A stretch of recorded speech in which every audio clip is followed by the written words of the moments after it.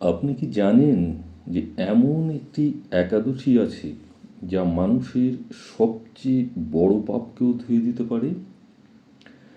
শাস্ত্রে বলা হয়েছে যে এই একাদশী পালন করলে বহু জন্মেরও পাপ নষ্ট হয়ে যায়। আগামী 2026 সালের পাপমোচনী একাদশীর সঠিক সময়, উপবাসের নিয়ম আর পালনের বিশেষ মন্ত্র নিয়ে আজকের এই ভিডিওতে আমি আপনাদের সামনে বিস্তারিত তথ্য নিয়ে হাজির হয়েছি। তো সম্মানীয় দর্শকবৃন্দ, আপনারা দেখছেন আমার আধ্যাত্মিক চ্যানেল সনাতন সত্য ইউটিউব চ্যানেল, যেখানে আমরা শাস্ত্র অনুযায়ী দেবদেবীর তিথি, উপবাস এবং পূজার সঠিক নিয়ম জানাই। তো আজ আমি আলোচনা করব 2026 সালের অত্যন্ত পবিত্র পাপমোচনী একাদশী সম্পর্কে। এটি কখন শুরু হবে, কখন উপবাস করবেন এবং কখন পালন করলে সম্পূর্ণ ফল পাওয়া যাবে এই বিষয় নিয়ে। বিশুদ্ধ সিদ্ধান্ত পঞ্জিকা অনুযায়ী পাপমোচনী একাদশী শুরু হচ্ছে শনিবার 29শে ফাল্গুন অর্থাৎ 14ই মার্চ সকাল 8:11 এবং এই একাদশীর তিথি শেষ হবে পরদিন রবিবার 30শে ফাল্গুন 15ই মার্চ 2026 সকাল 9:17। কিন্তু খুব গুরুত্বপূর্ণ বিষয় সেটা হলো উপবাস কিন্তু পালন করতে হবে, অর্থাৎ ব্রত এবং উপবাস পাপমোচনী একাদশীর সেটি হলো রবিবার দিন অর্থাৎ 15ই মার্চ। অনেকেই ভুল করে শনিবার উপবাস করে ফেলেন বা ফেলবেন, সেটি কিন্তু করবেন না, কারণ শাস্ত্র অনুযায়ী এই বছর কিন্তু রবিবারেই পাপমোচনী একাদশীর ব্রত এবং উপবাস পালিত হবে। এবার চলুন জেনে নিই পাপমোচনী একাদশীর কি মাহাত্ম্য রয়েছে। পদ্মপুরাণে বলা হয়েছে যে একসময় মহান ঋষি তপস্যা করছিলেন, তখন এক অপ্সরার মোহ পড়ে তিনি তপস্যা ভঙ্গ করেন এবং এক গুরুতর পাপের অংশীদার হন। পরে অবশ্য তিনি দেবতাদের উপদেশ মতো পাপমোচনী একাদশী পালন করে সেই পাপ থেকে তিনি মুক্ত হয়ে যান এবং তিনি পুনরায় পবিত্র জীবন লাভ করেন। এই কারণেই এই একাদশীর নাম হয়েছে পাপমোচনী একাদশী, অর্থাৎ পাপ সমস্ত মোচন হয়ে যায়, অর্থাৎ পাপ মুক্ত হয়ে যায়।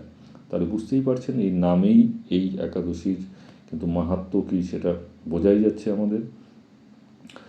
উপবাসের নিয়ম।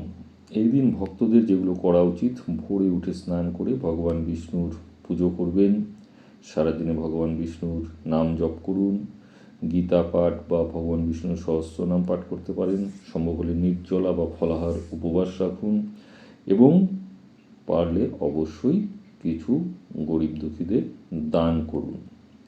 তবে স্বাস্থ্যমতে এই একাদশী থেকে পালন পর্যন্ত কিন্তু আপনারা শিম এবং পুঁই শাক একদমই খাবেন না বলে শাস্ত্রতে বলা হয়েছে। এটা কিন্তু খুব গুরুত্বপূর্ণ নিয়ম। এবার চলুন জেনে নিই যে আপনারা পালনের সময় অর্থাৎ উপবাস কখন ভঙ্গ করবেন, অর্থাৎ যে ফার্স্ট ব্রেকিং কখন আপনারা সেটা করবেন। উপবাস ভঙ্গ করতে হবে সোমবার 1 চৈত্র 16ই মার্চ 2026। সেটি অবশ্যই সকাল 9:41 মধ্যে কিন্তু আপনাকে পালন করে ফেলতে হবে এবং পালনের যে মন্ত্র এর আগে আমি দিয়েছি, আগের একাদশী ভিডিওগুলো দেখবেন, সেখানে রয়েছে। সেই মন্ত্রটি অন্তত 3 বার জপ করে তারপর উপবাস ভঙ্গ করবে। তারপর জল বা প্রসাদ গ্রহণ করে, যেটা বললাম, উপবাস ভঙ্গ করতে পারেন।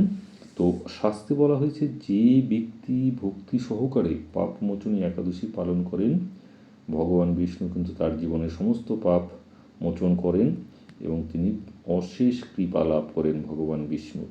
তাই এই পবিত্র একাদশীতে সবাই চেষ্টা করুন এই একাদশী উপবাসটি পালন করতে। তো আপনি কি এই বছর পাপমোচনী একাদশী পালন করবেন?